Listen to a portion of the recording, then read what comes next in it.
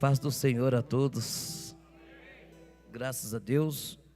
Estou muito feliz por estar aqui nessa tarde, mais uma vez, pelo segundo ano consecutivo, podendo se alegrar com os nossos irmãos e poder compartilhar da graça, da presença de Deus nesse congresso de missões.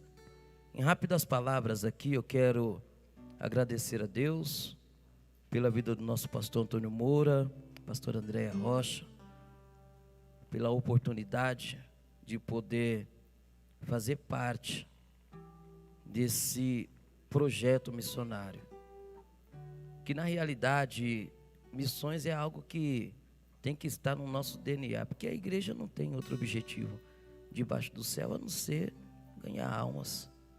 Então, missões é algo que nós temos que abraçar todos os dias. Glorifico a Deus pela vida de todos os pastores do CIMISO que nos abraçaram, que com todo carinho nos recebem em suas igrejas. Agradecer a Deus pelas amizades que Deus me proporcionou através desse congresso. Se eu for citar nomes, eu vou esquecer de alguns. Mas a todos, o evangelista Jefferson, que pregou hoje de manhã, pastor Irã, Sullivan, uma amizade que Deus me presenteou. Todos os pastores, todos, os oradores que nos antecederam, que irão pregar mais tarde também. Confesso para os pastores que, mediante a tudo que eu ouvi aqui, que temos ouvido nesses 3 dias, eu entendo que estou aqui para aprender e eu aprendo com a ministração de cada um dos senhores. Pastor Estevão, todos. É uma honra poder ser ministrado pela vida dos senhores. Amém? Glorifico a Deus pela vida da minha esposa que está ali embaixo. Minha esposa, a missionária Mayra, essa japonesa pentecostal que Jesus me presenteou. É a advogada mais competente do Brasil, viu, irmãos? É minha esposa. Qualquer OAB do Brasil, que você perguntar a advogada mais competente do Brasil, todo mundo vai dizer, doutora Mayra. Eu glorifico a Deus pela vida dela. Mando a saudação aqui aos meus pastores que estão me acompanhando nesse momento, que por sinal são meus pais, pastor Benedito, pastora Cláudia, minhas irmãs, minha família, os meninos da banda que são também minha família. Mando também saudação para os nossos irmãos lá do estado do Rio de Janeiro, São Gonçalo, onde estivemos ministrando, pregando no congresso lá semana passada, e eu estive falando com eles, e eles falaram, 3 dias do congresso e você ainda não, e ninguém mandou uma saudação para nós. Então eu mando uma saudação lá para os irmãos lá de São Gonçalo, estado do Rio de Janeiro, que estão acompanhando o CIMISO. Amados, sem mais delongas, por favor, eu prometo ser bem sucinto nas minhas palavras, respeitando aqui o tempo. Eu gostaria de ler 2 textos bem rápido com os irmãos. O Evangelho de Jesus, segundo escreveu o evangelista Lucas, capítulo 24, versículo 49. O tema do congresso esse ano. Todos foram cheios do Espírito Santo. Lucas 24, 49. Depois eu quero ler o tema desse congresso que está em Atos, capítulo 2, versículo 4. Jesus está presente nesta casa, irmãos. Aleluia. Não, você não entendeu, eu vou repetir. Jesus está presente nesta casa. Aleluia. Ele é o anfitrião da festa. Ele é o dono da festa. Ele é o dono da igreja. É Ele que brilha aqui. É Ele que manda. É Ele que levanta. Aleluias.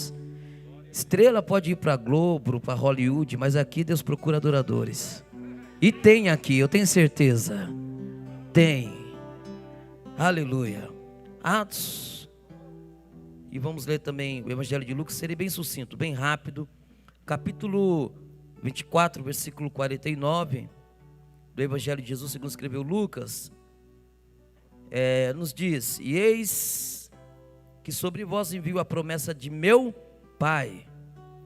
Ficai, porém, na cidade de Jerusalém, até que do alto sejais revestido de... sejais revestido de... Tema desse congresso, em Atos, capítulo 2, seu versículo 4. E todos foram cheios do... Vocês estão aí, igreja? O altar está comigo? Todos foram cheios do...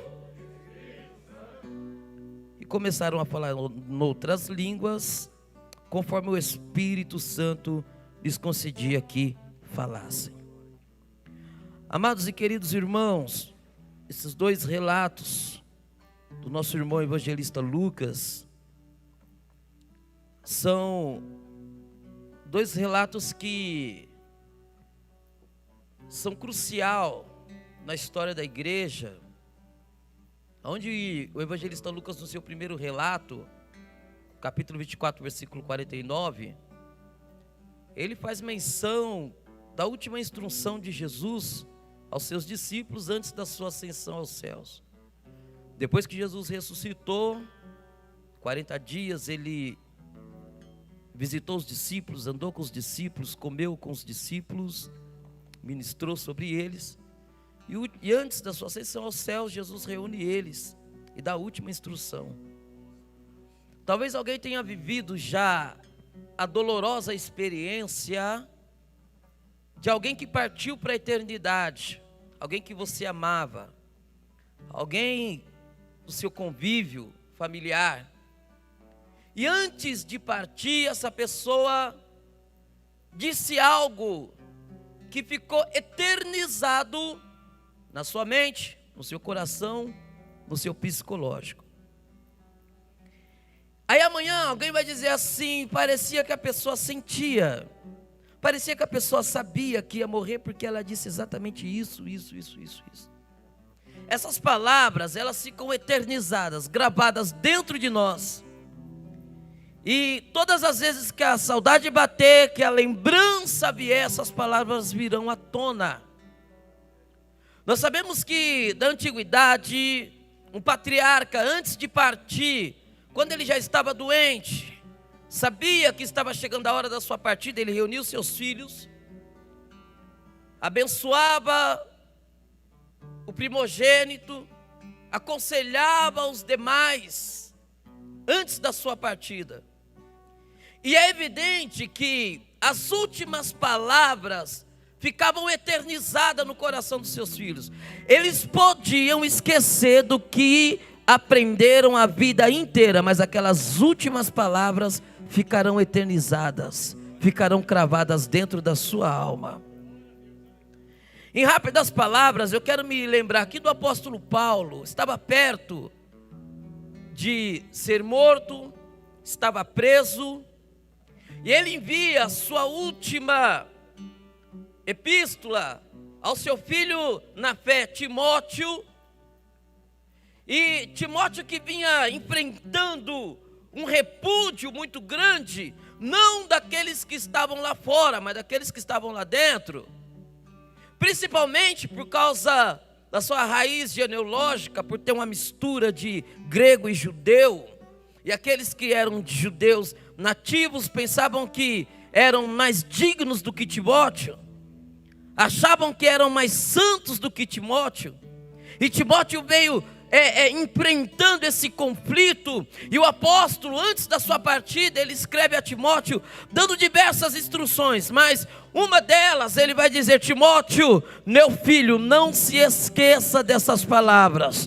Mais adiante, o apóstolo vai dizer: quer saber de uma coisa? Desperta o dom que há em ti, que você recebeu pela minha imposição de mãos. Permita-me conjecturar, senhores, que ao longo da carreira do pastor Timóteo, aleluia, em dados momentos, quando ele olhava para a rejeição, quando ele olhava para os repúdios, quando ele olhava, isso mexia com ele, mexia com sua estrutura emocional, psicológica. E quem sabe, quando ele pensava em largar tudo, em largar o ministério, ele lembrava das últimas palavras que o apóstolo lhe disse, e ele dizia: eu não posso parar, eu preciso continuar. Ainda que ele quisesse quisesse desistir, mas aquelas palavras ficaram eternizadas dentro da sua alma. E Jesus, antes da sua ascensão aos céus, ele dá a última instrução aos discípulos. Ele disse: eu envio sobre vós a promessa do meu Pai. Os discípulos sabiam muito bem de que promessa que Jesus está falando.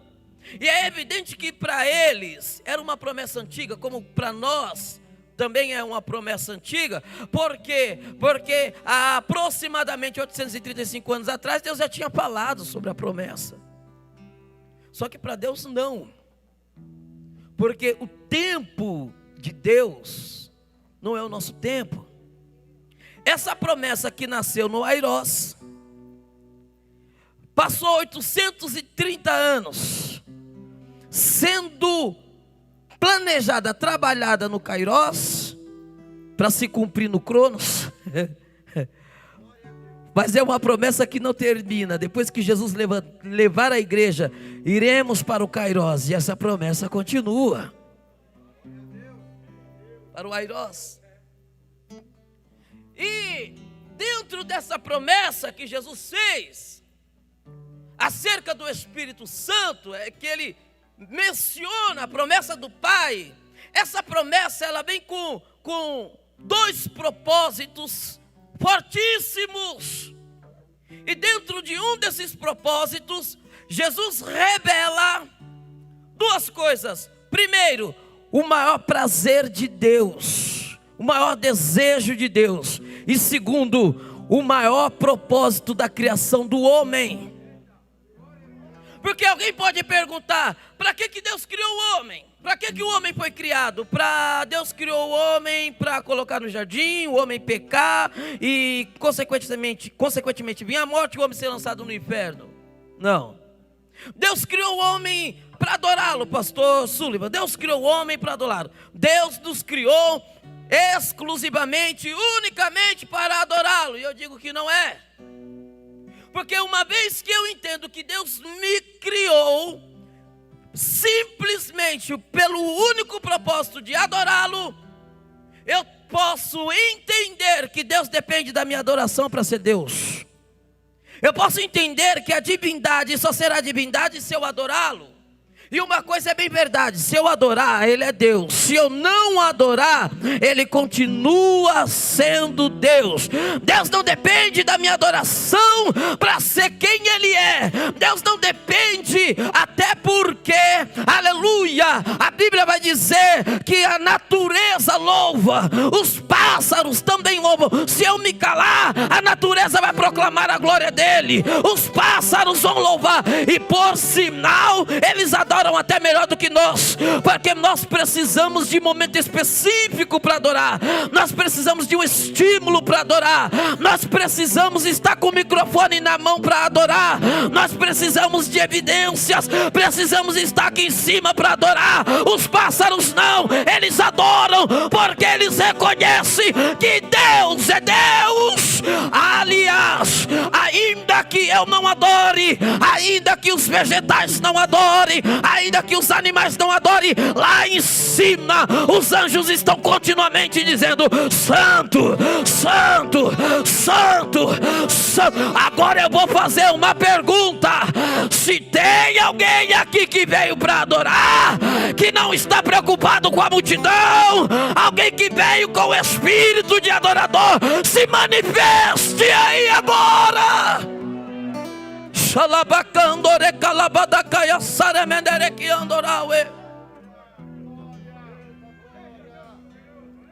Não estou dizendo que Deus não nos criou para adorá-lo, sim, mas não é o propósito sênior da criação do homem. O maior propósito de Deus em criar o homem foi para se relacionar com o homem. Você nunca vai ver na Bíblia que Deus teve o prazer de se relacionar com o sol, com a lua, com a estrela, com os vegetais. Agora eu vou fazer uma pergunta. No virar do dia, lá no Éden, quem que Deus vinha procurar para se relacionar, para conversar? Aleluia! Se tem o único ser da criação que Deus tem o prazer de se relacionar é com o homem. Se eu fosse você, eu parava com esse espírito de churumela. Ninguém me ama, ninguém me quer, eu não sou nada, eu não sou ninguém. Para com isso. Deus criou você e Ele tem prazer de toda a criação. O único ser que Deus tem prazer de se relacionar é com o homem. Você é especial para Deus. Deus não te criou por qualquer coisa. As pessoas podem julgar a sua aparência, pode não dar nada para você. O homem, aleluia, ele julga pela aparência, olha por interesses, olha para o que você pode lhe proporcionar. Mas Deus é diferente. Com Deus não tem raça, não tem cor, não tem pobre, não tem rico, não tem grande e não tem pequeno. Deixa eu ver quem recebe.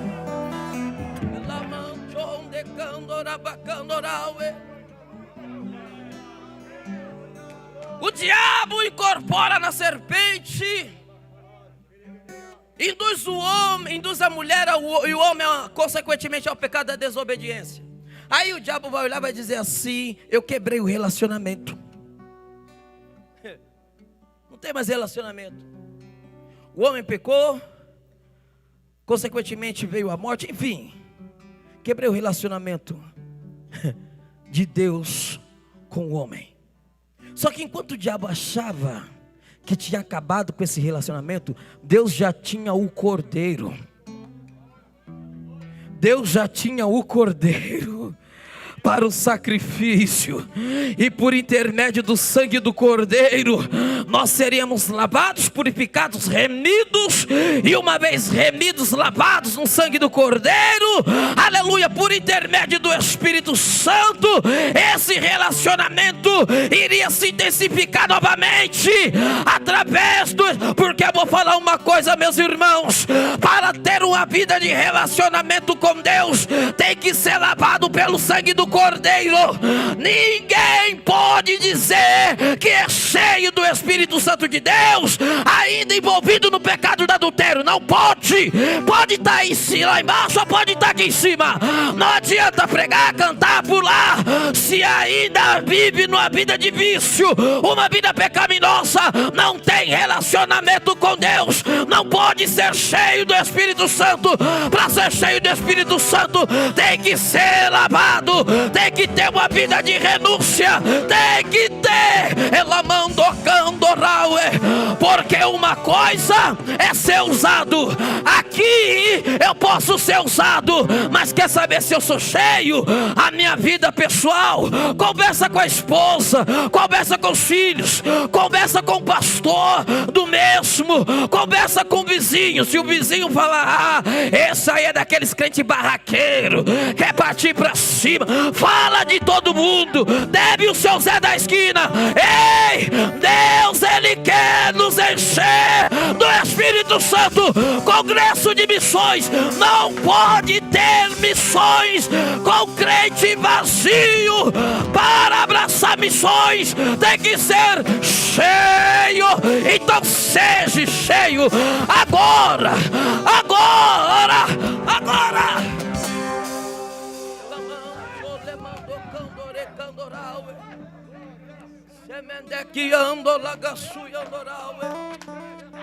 Eu vou concluir.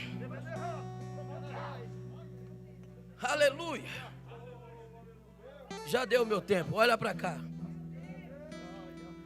Aí lá em Atos, a promessa se cumpre. Lá em Atos. Não vamos entrar no mérito aqui, mas para entregar o meu tempo, olhe para cá. Estavam todos reunidos, quando veio do céu um som como de um vento. Não foi um vento, o som como algo semelhante de um vento, e encheu toda a casa.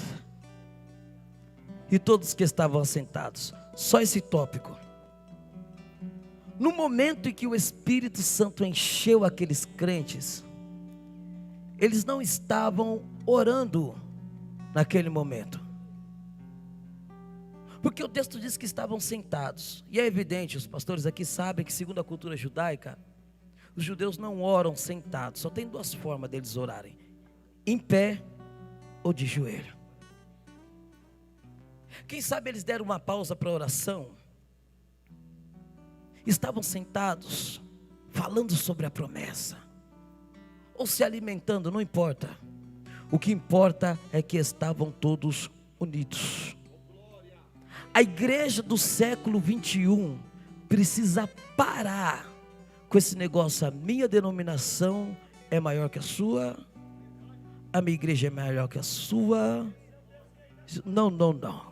A igreja do século 21, para ser cheia do Espírito Santo, não importa quem está em pé, sentado, deitado, mas tem que estar unidos. Eu glorifico a Deus porque aqui não se prega placa. Esse é um projeto que não prega denominação, abraça a todos. E é por isso que quem entra por essa porta só sai vazio se quiser. Repito para encerrar: só sai vazio se quiser. Porque hoje Deus quer encher pessoas aqui. Quero só liberar algo profético da parte de Deus para a vida de alguém aqui. Levante as mãos. Levante as mãos. Assim diz o Senhor dos Exércitos: encherei Lamantiol da Candorauer. Encherei a todos que aqui estão num só propósito. Elemento Candorauer. As caravanas que aqui estão irão testificar. Pessoas irão falando em línguas estranhas daqui até lá no estado. E quando descerem e pisarem naquele lugar, haverá sinais do céu e da terra, porque Deus está começando a encher algumas pessoas aqui agora, e as evidências começarão a se manifestar agora. Quer ver? Deixa eu ver. Parece que eu estou vendo alguém falar em línguas estranhas ali embaixo, aqui no altar. Parece que eu vejo alguém falando em ele, se você pode, só toca na mão da pessoa do seu lado. Só toca e diga para ele: seja cheio, seja cheio, seja cheio, seja cheio, seja cheio, seja cheio, seja cheio. Deixa eu ver.